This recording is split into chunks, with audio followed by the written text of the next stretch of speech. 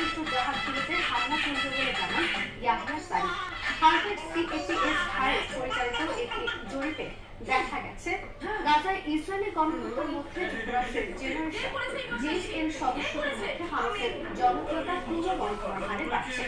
এই মাসের শুরুতে পরিচালিত সমীক্ষায় গাজায় চলমান যুদ্ধ নিয়ে অংশগ্রহণকারীদের প্রশ্ন করা হয়। উদ্দেশ্য ছিল যুদ্ধে তারা কার পক্ষ এটি তুলে আনা।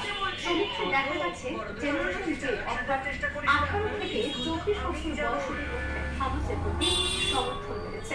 43% উত্তরদাতা বলেছে তারা হামাসকে সমর্থন করে। অন্যদিকে 27% বলেছে তারা ইসরায়েলকে মার্চে পরিচালিত একই সমীক্ষায় দেখা গেছে জেনারেশন জেডের 60% হামাসের পক্ষে, অন্যদিকে 63% ছিল ইসরায়েলের পক্ষে। মাত্র এক মাসের ব্যবধানে হামাসের প্রতি মার্কিন তরুণ যুবকদের সমর্থন 6% বৃদ্ধিকে তাৎপর্যপূর্ণ মনে করছেন বিশ্লেষকরা। এপির খবরে বলা হয় হামাস ও ইসরায়েলের মধ্যে যুদ্ধবিরতি ও বন্দী বিনিময় চুক্তির একটি সম্ভাবনা তৈরি হয়েছিল। তবে মঙ্গলবার ইসরায়েলি প্রধানমন্ত্রী বেঞ্জামিন নেতানিয়াহু বলেছেন চুক্তি হোক বা না হোক গাজার সর্বদক্ষিণের শহর রাফায় স্থল হামলা চালাবেন তারা। নেতানিয়াহুর এই মন্তব্যের মাধ্যমে কার্যত চুক্তি নিয়ে গভীর শঙ্কা তৈরি হলো।